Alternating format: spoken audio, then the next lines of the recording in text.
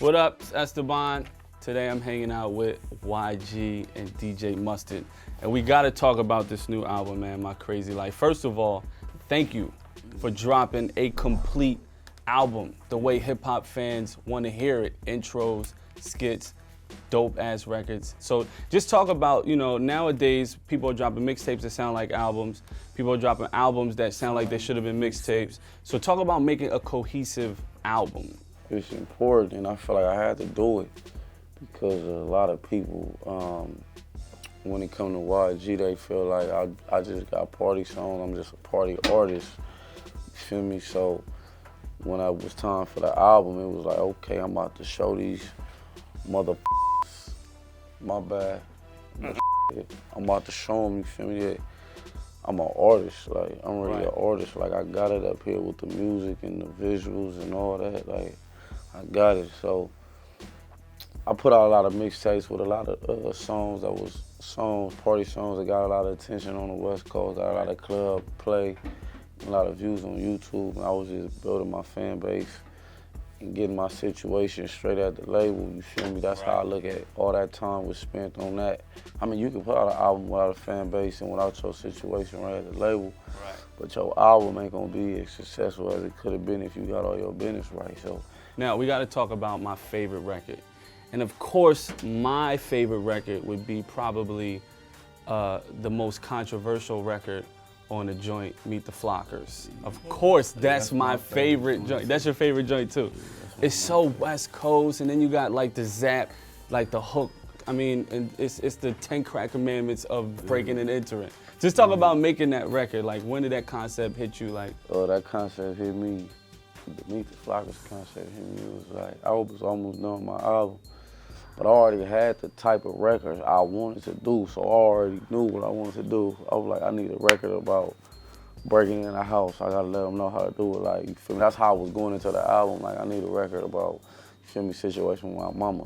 And we sat down and we did that, you feel me? That's how I was going into it. So I just wanted to share, like, the experience with the people, you feel me? Because I feel like that's a part of the culture, especially where I'm from, LA, the West Coast. That's a big part of the culture of a teenager or somebody in their mid-20s, you feel me? That's what they doing out there. They breaking in the houses. Like, that's what I did.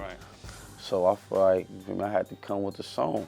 And we came with it. I did, you feel me? I gave you the instructions on how to do it. And then my boy TC came and he did his thing. Like, you feel me? When you in the house, you feel me? Now, Mustard, man, I just actually talked to Ty Dolla $ign at South by Southwest last week, and we were talking about just the movement and the sound that you guys, are starting to put out. And he was telling me that when you guys first got in the studio, you weren't even really producing. And then, like, almost overnight, you just took to it, and now you making some of the, the most spun records now. So just talk about that. Like, you kind of became a producer, and now you provided, most of the sound for this project. I asked Ty for like some sounds one time, and he gave them to me. I just went home and I did a lot of practice. It wasn't overnight. It was a lot of practice and a lot of YG, like, come on, you gotta do this. And we was just, I was really just working hard. You know what I'm saying? So I feel like it's just, I'm where I'm supposed to be. You know what I'm saying? I worked hard to be right here. So I want to talk about the 400-man march. Like, I've been in LA, I've spent extensive time out there, so I know the impact that y'all have on the West Coast. But just talk about that moment, 400 people coming out to support. You feel me? When your album drop, you gotta let people know. So before, like, when I was sitting down thinking about, like, the things I was gonna do when my album come out, I'm like, yeah. I was thinking first my album was supposed to come out in February during Black History Month. And that's how the idea came up out of March. But then we pushed the album back to March, but it's still March. You feel me? So we did the I'm like, YG 400, I'm like, I need to do a 400-man march. And I had an in-store around the corner at the Diamond store, you feel me, a little CD signing. I told some of my fans to meet me around the corner.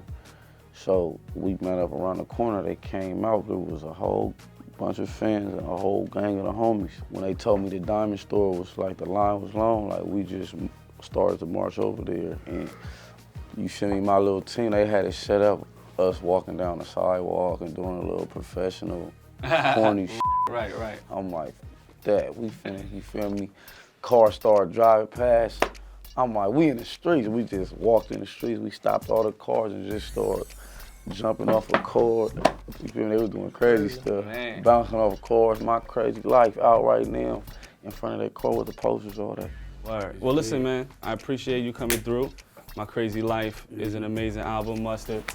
Listen, man, if y'all love and been missing that West Coast, that gangster, that party, that flavor, then you gotta get My Krazy Life. Again. If you don't get that album, you playing yourself, you feel me? Yeah, don't play yourself.